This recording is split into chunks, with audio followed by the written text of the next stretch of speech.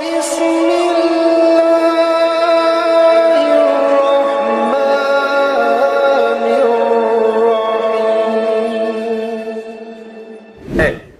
ایک واقعہ جو کتب صحاح ستہ کے اندر موجود ہے، اس کے علاوہ دیگر حدیث کی کتابوں میں بھی موجود ہے۔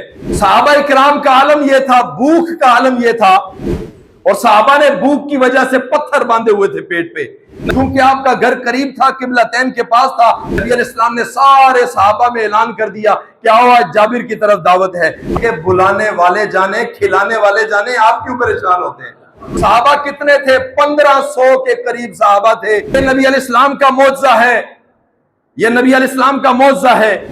اور ایک واقعہ جو کتب صحاح ستہ کے اندر موجود ہے، اس کے علاوہ دیگر حدیث کی کتابوں میں بھی موجود ہے۔ غزوہ خندق یہ 5 ہجری کو ہوئی، ایک روایت میں ہے شوال کے مہینے میں، ایک روایت میں ہے اس سے اگلا ذیقعدہ کا مہینہ، اس میں ہوئی۔ غزوہ خندق میں صحابہ کرام کا عالم یہ تھا، بھوک کا عالم یہ تھا کہ ایک دن میں ایک صحابی کو آدھی کھجور نبی علیہ السلام دیا کرتے تھے، اور صحابہ نے بھوک کی وجہ سے پتھر باندھے ہوئے تھے پیٹ پہ۔ نبی علیہ السلام نے 2 پتھر باندھے ہوئے تھے۔ جب یہ منظر دیکھا حضرت جابر انصاری رضی اللہ تعالیٰ نے، چونکہ آپ کا گھر قریب تھا، قبلتین کے پاس تھا، آپ جلدی سے گھر گئے، اپنی بیوی سے مشورہ کیا، بکری کا ایک بچہ تھا اس کو ذبح کیا، نبی علیہ السلام کو دعوت دینے کے لیے آئے۔ نبی علیہ السلام کے قریب ہو کے عرض کرتے ہیں، یا رسول اللہ آپ کی دعوت ہے، آپ آئیے کھانا تناول فرما لیجئے۔ نبی علیہ السلام نے جب یہ سنا، فرمایا جابر ہم آ رہے ہیں، تم جاؤ۔ نبی علیہ السلام نے سارے صحابہ میں اعلان کر دیا کہ آؤ آج جابر کی طرف دعوت ہے۔ حضرت جابر گھر آتے ہیں، اپنی بیوی سے کہتے ہیں کہ نبی علیہ السلام کو میں نے کہا تھا، نبی علیہ السلام نے تو سارے صحابہ سے کہہ دیا۔ حضرت جابر کی بیوی عرض کرتی ہیں کہ بلانے والے جانے، کھلانے والے جانے، آپ کیوں پریشان ہوتے ہیں؟ اللہ اکبر۔ اور نبی علیہ السلام تشریف لائے، سارے صحابہ آئے، وہ معمولی سا کھانا، وہ قلیل سا کھانا صحابہ کی کثیر جماعت کو پورا ہوا۔ صحابہ کتنے تھے؟ 1500 کے قریب صحابہ تھے۔ وہ کھانا کھا لیا، کھانا بچ گیا، اتنا بچ گیا کہ محلے میں بھی تقسیم کرنا پڑ گیا۔ یہ نبی علیہ السلام کا معجزہ ہے، یہ نبی علیہ السلام کا معجزہ ہے۔ لیکن اس کے ساتھ ساتھ ایک واقعہ جوڑا جاتا ہے۔ آپ یوٹیوب دیکھیں گے تو آپ کو نظر آئیں گے بڑے شہزادے، بڑے صاحبزادے، بڑے نوابزادے اس کو بیان کر رہے ہیں۔ میں نام نہیں لیتا، بعض لوگ کہتے ہیں جی وہ تو ہمارے پیر صاحب کا نام لے لیا آپ نے، بعض کہتے ہیں جی وہ جو ہمارے تو استاد ہیں ان کا نام آپ نے لے لیا، پھر شخصیت پرستی آ جاتی ہے۔ بھائی ان کی تحقیق کو میرا سلام ہے، لیکن جو میں بات کر رہا ہوں آپ توجہ سے سنیں، غور سے سنیں۔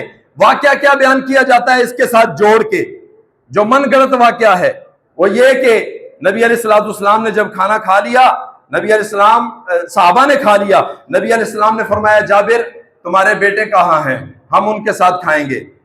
حضرت جابر کو پتا تھا جب وہ بکری کا ذبح کر کے گئے بچہ، تو ایک بیٹے نے جو تقریباً 4.5 سال ہے، دوسرا چھوٹا بیٹا جو تقریباً 3.5 سال کا ہے، اس نے بڑے بھائی نے چھوٹے کو کہا کہ تمہیں پتا ہے کہ ابو نے بکری کا بچہ کیسے ذبح کیا؟ ادھر آؤ میں تمہیں بتاتا ہوں۔ اس نے بھائی کو لٹا کر کے اس کو چھری چلائی، بھائی کو ذبح کر دیا۔ اس کی چیخیں سن کے ماں دوڑی، بھائی نے جلدی سے چھت کے اوپر دوڑ لگا دی، گھبراہٹ کا شکار تھا، وہ پیچھے چلتا گیا، چھت سے گرا، وہ بھی شہید ہو گیا۔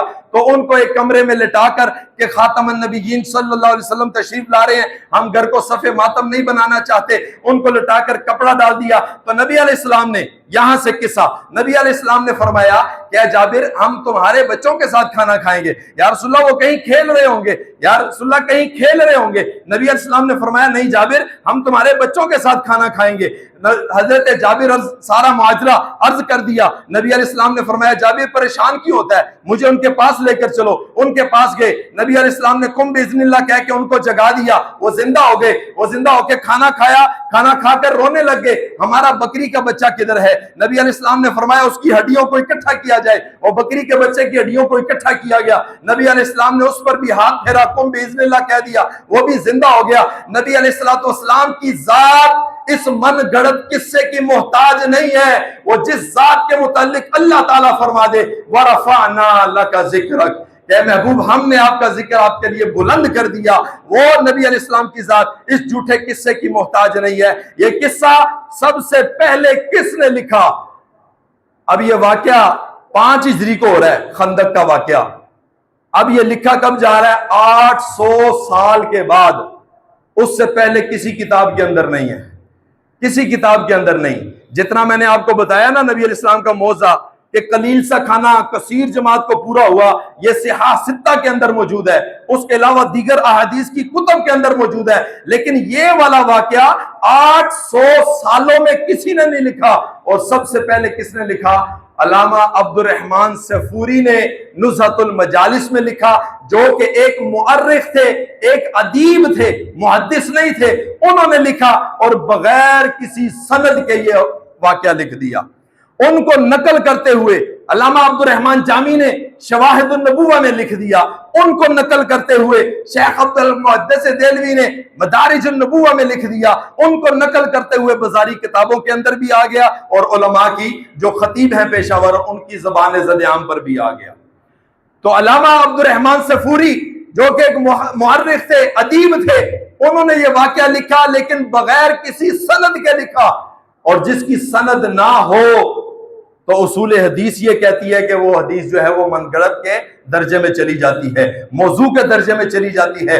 تو میرے عزیز دوستو، ایک دوسری تحقیق آپ کے سامنے پیش کرتا ہوں۔ حضرت جابر رضی اللہ تعالیٰ عنہ یہ بڑے جلیل القدر صحابی تھے، 1500 سے زائد حدیثوں کے راوی ہیں یہ اکیلے۔ حضرت جابر رضی اللہ تعالیٰ عنہ یہ ہجرت سے 15 سال پہلے پیدا ہوئے، ہجرت سے 15 سال پہلے پیدا ہوئے۔ بخاری شریف کے اندر حدیث پاک ہے، حدیث نمبر 4053 ہے۔ آپ خود فرماتے ہیں کہ میرے والد احد کی جنگ میں شہید ہوئے۔ احد کب ہوئی؟ 3 ہجری میں۔ احد کب ہوئی؟ 3 ہجری میں، شوال کے مہینے میں احد ہوئی، اور 3 ہجری میں ہوئی، اور ہجرت سے یہ 15 سال پہلے پیدا ہوئے۔ اب احد کے جنگ کے درمیان ان کی عمر کتنی ہے؟ 17 سال، 18واں سال ہے، نوجوان تھے۔ آپ کی والدہ نہیں تھی، آپ کے والد احد کے میدان میں شہید ہوئے۔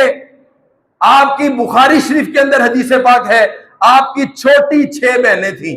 آپ فرماتے ہیں میری چھوٹی 6 بہنیں تھیں، اور جامع ترمذی شریف کے اندر 7 بہنیں تھیں، 7 بہنوں کا ذکر آیا، ایک روایت میں 9 کا بھی ذکر ہے۔ یہ چھوٹی بہنیں تھیں اور ان کا بوجھ ان کے اوپر آ گیا۔ آپ اکلوتے بھائی تھے، نوجوان تھے۔ احد کے بعد آپ نے شادی کی ایک بڑی عمر کی خاتون کے ساتھ، حضرت سہیمہ بنت مسعود بن اوس رضی اللہ تعالی عنہ، ان کے ساتھ آپ نے شادی کی تاکہ بہنوں کی اچھے طریقے سے پرورش ہو سکے۔ اب آپ احد کے کتنے مہینوں کے بعد شادی کی ہم اس کو نہیں دیکھتے، ہم فی الفرض احد ہوئی شوال کے مہینے میں، آگے ہم شوال کے مہینے میں ہی اگر فرض کر لیں کہ آپ کی شادی ہوئی۔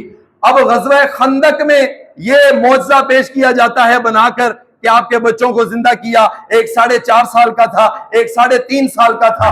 اب درمیان میں عرصہ کتنا آ گیا؟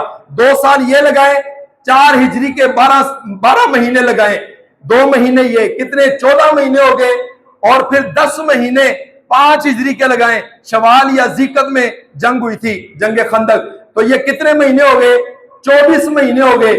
اگر 24 مہینے ہی ہم لگا لیں، شادی ہو گئی آپ کی، پریگننسی 9 ماہ کی ہوتی ہے، ڈیلیوری کے بعد یہ 9 مہینے درمیان سے نکال لیں، اب کتنے مہینے رہ گئے پیچھے؟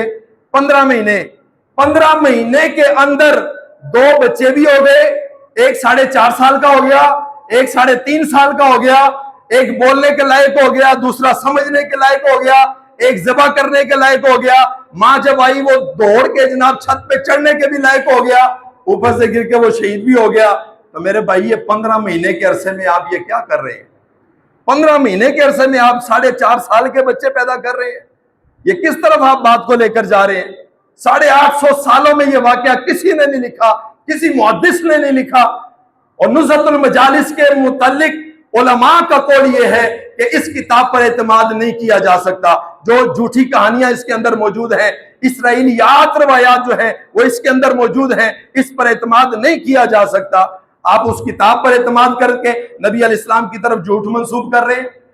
تو اللہ تعالیٰ سے دعا ہے کہ اللہ تعالیٰ ہمیں نبی علیہ السلام کی تعلیمات کے مطابق زندگی بسر کرنے کی توفیق عطا فرمائے، اور یہ جو احادیث مبارکہ ہے، دین متین ہے، صحیح معنوں میں سیکھ کر اللہ تعالیٰ ہمیں آگے اس کو بیان کرنے کی توفیق عطا فرمائے۔ وما علینا الا البلاغ المبین۔